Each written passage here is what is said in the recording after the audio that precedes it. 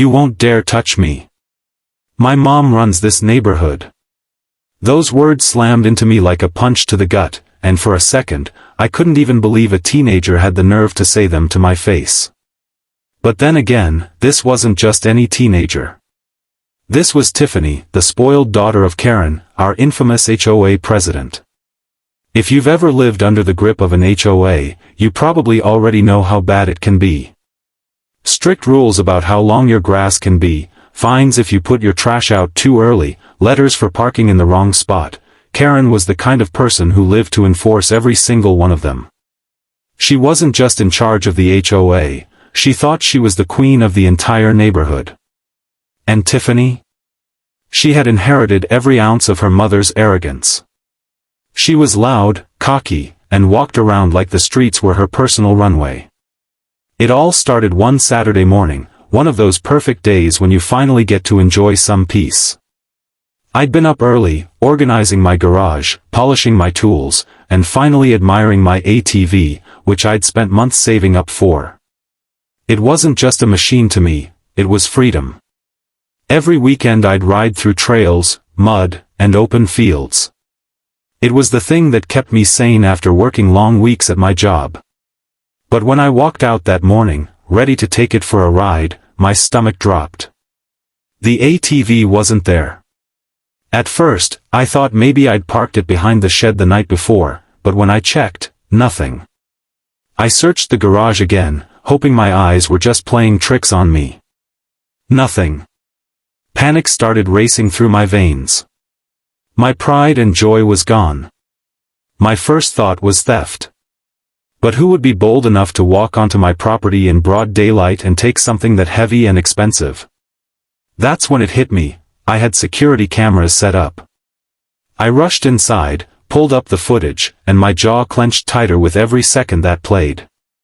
There she was, Tiffany, casually strutting up my driveway like she was on a catwalk. No hesitation, no attempt to hide her face, nothing. She climbed onto my ATV, fired it up, and rode away with a smile like she had just won a prize. I couldn't believe it. She hadn't even tried to sneak around. It was as if she thought the whole world belonged to her. I didn't waste a second. I stormed down the street to Karen's house, my heart pounding with anger. And there it was, my ATV, parked right in her driveway like it had been delivered for her daughter. Tiffany sat on it, phone in hand, live streaming herself for her friends. She had even put on oversized sunglasses and was flipping her hair, saying things like, "Check out my new wheels. HOA princess perks." My blood boiled. That was my machine, my hard-earned money, and here she was bragging like she owned it. "Get off my ATV right now," I shouted, trying to keep my composure but failing miserably. Tiffany looked up at me slowly, smirk plastered across her face, and then laughed. Laughed. Like my anger was some kind of joke. "Relax," she said, leaning back as if she was lounging in a recliner. "I'm just borrowing it. Don't worry, I'll bring it back whenever I feel like it. My mom runs this neighborhood, so you really can't do anything about it." Those words hit harder than anything. She was so confident, so sure that she was above the rules, above the law. And before I could even respond, the front door opened, and out walked Karen herself. She wore her usual expression, that smug mix of fake politeness and superiority. Sunglasses on, clipboard in hand, she acted like she was addressing a board meeting. "What's all the yelling about?" she asked in a tone that suggested I was the one causing the problem. I pointed at the ATV, my voice shaking with rage. "Your daughter stole my ATV. I have it on camera." She walked onto my property and drove off with it. Karen didn't flinch. In fact, she chuckled lightly as if I'd just told her the most trivial complaint in the world. "Oh, come on," she said smoothly, waving her hand dismissively. "It's just kids having fun. Do you really need to blow this out of proportion? Don't be such a stick in the mud." My jaw dropped. Was she serious? My ATV wasn't a toy, it was worth thousands of dollars. But Karen's face remained calm, like she'd already decided that her daughter's actions didn't count as wrong. I demanded Tiffany get off immediately and return it, but Karen's tone grew colder, sharper. "You should be careful," she warned, lowering her sunglasses to glare at me. "This is a nice neighborhood. It would be such a shame if we started finding violations with your property.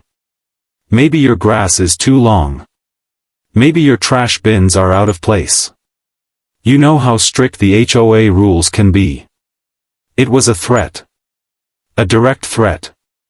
She was telling me that if I didn't let this slide, she would weaponize the HOA against me. And standing there, watching her smug face and her daughter's smirk, I realized exactly what kind of people I was dealing with. They didn't just think they were above the rules, they believed they controlled the rules. Tiffany truly thought she was untouchable because of her mother's position. I clenched my fists, forcing myself to stay calm, though every part of me wanted to drag Tiffany off the ATV right then and there.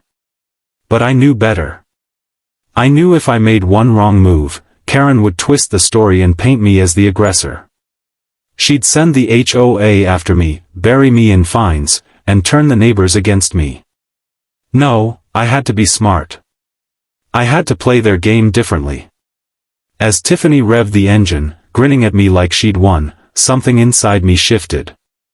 I realized that this wasn't just about the ATV anymore. This was about power, respect, and the principle that nobody, not even an HOA president or her spoiled daughter, was above the law. I walked away that day, but not in defeat. I walked away with a plan. A plan that would remind Tiffany and her mother that no matter how untouchable they thought they were, reality always has a way of catching up. And as I headed back to my house, heart still racing, I couldn't help but smile to myself. Because I already knew, I had the evidence, I had the truth, and soon enough, their arrogance was going to come crashing down around them. I wasn't about to let this slide. The more I thought about Tiffany's smirk and Karen's arrogant little threat, the angrier I became. They actually believed they could walk all over me, steal my property, and then hide behind HOA power like it was some kind of royal shield. But what they didn't realize was that I had something stronger than all their threats combined, evidence. That night, I sat down at my desk, pulled up the security footage again, and watched it frame by frame. Tiffany walking up confidently, starting my ATV, riding off without a care in the world. It was so clear, there was no possible way they could spin it as a misunderstanding. To make it even better, I scrolled through social media, and there it was, Tiffany's posts. Videos of her riding my ATV, captions like, "My new baby, HOA princess perks." She even tagged her friends and bragged in the comments that nobody could stop her because of who her mom was. She had basically written her own confession. I collected everything, security footage, screenshots, timestamps, even the comments where her friends joked about her stealing it. By the time I was done, I had a digital mountain of proof. The next morning, I drove straight to the police station. The officer at the front desk greeted me politely, but when I showed him the evidence, his eyebrows shot up. "That's pretty clear," he said. "She didn't just borrow it. That's theft, plain and simple." Hearing those words felt like a weight off my shoulders. I wasn't crazy. I wasn't overreacting. This was the law, and the law was on my side. Later that day, 2 officers pulled into the neighborhood in their patrol car. I stood at my window, watching as they parked right in front of Karen's house. For the first time in a long while, I felt a surge of hope. Maybe justice really was about to happen. Karen, of course, was already outside when they arrived, arms folded across her chest, trying to look authoritative. Tiffany was lounging on the porch swing, phone in hand, scrolling as if she hadn't just committed a crime. I walked over to watch. The officers approached, explained why they were there, and Karen immediately tried to take control. "This is ridiculous," she said in her syrupy tone. "It was a simple neighborhood misunderstanding. No need to make a scene. I run the HOA here, and we can sort this out without dragging police into it." The officers didn't flinch. "Ma'am, we have video evidence of your daughter taking property that doesn't belong to her," one said firmly. Tiffany rolled her eyes and chimed in, "You can't arrest me. My mom runs this place. Everyone knows we're untouchable." The officer turned to her with a calm but stern look. "That's not how it works. The law applies to everyone, no matter who your mom is." And then it happened. He told her to stand up, and when she refused, they pulled out the handcuffs. The click of the cuffs locking shut was the sweetest sound I'd ever heard. Tiffany's confidence shattered instantly. She started screaming, "Mom! Do something! You can't let them take me," but Karen's face was pale. She stammered, trying to argue with the officers, but it was useless. As they read Tiffany her rights, the entire neighborhood began to peek out of their windows, some even stepping onto their porches to watch. You could see the relief in their eyes, the quiet satisfaction of finally seeing justice. For years, Karen had lorded her HOA power over everyone, sending letters, issuing fines, threatening to take action if people didn't follow her ridiculous rules. Neighbors had whispered about her, but nobody dared stand up to her. And now, right in front of everyone, her empire was crumbling. Her daughter, the so-called untouchable princess, was being placed in the back of a police car. Karen lost it. She yelled at the officers about lawsuits, about how she would have their jobs, about how they couldn't ruin a young girl's future over something so small. But the officers were calm and unmoved. "Ma'am, your daughter committed grand theft. This is serious." Tiffany was bawling by then, her mascara running down her face, screaming that it wasn't fair, that she didn't deserve this, that she was just having fun. But fun doesn't excuse stealing. Fun doesn't erase the fact that she had taken something valuable, bragged about it, and treated it like her personal toy. The patrol car pulled away, and Tiffany's cries faded as she disappeared down the street. Karen stood frozen, shaking with fury, her carefully built facade cracked wide open. She turned on me then, her eyes blazing. "You'll regret this," she hissed. But her threats didn't scare me anymore. The neighborhood had seen the truth. The law had seen the truth. And no matter what she said, there was no erasing it. Over the next week, word spread like wildfire. Everyone in the community was talking about it. For once, people weren't whispering behind closed doors, they were openly laughing at how the mighty had fallen.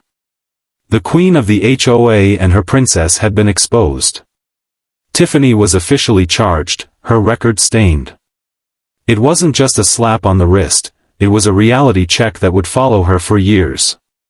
Karen tried to spin it, telling anyone who would listen that it was all a misunderstanding, that the police had overreacted, but nobody believed her. If anything, people finally started pushing back against her authority. I got my ATV back a couple of days later. It had a few scratches and dents, but nothing I couldn't fix. The police made sure Tiffany and Karen were held responsible for the damages, and seeing them forced to pay for what they had done was the cherry on top. Every time I rode that ATV after that, it felt different, not just like a machine, but like a symbol of standing up for myself, of not letting bullies win. And the best part? The HOA board started having serious discussions about Karen's leadership. Her credibility was shattered. Neighbors who had once been scared to cross her now had the courage to speak out. The grip she had over the community loosened, and you could feel the atmosphere shift. It was lighter, freer, like the neighborhood had been holding its breath for years and could finally exhale.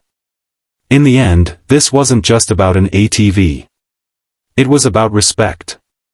It was about proving that entitlement doesn't make you untouchable, that no matter how much power someone thinks they have, the law and the truth are stronger. Watching Tiffany, the girl who laughed in my face and told me I couldn't touch her, being led away in handcuffs, taught me something important: karma always catches up. And sometimes, when it does, it's even more satisfying than you could ever imagine. So if you've ever felt powerless against a bully, if you've ever dealt with someone who thought they were above the rules, remember this story. Because no matter how high they climb on their false pedestal, the higher they are, the harder they fall. And fall they will.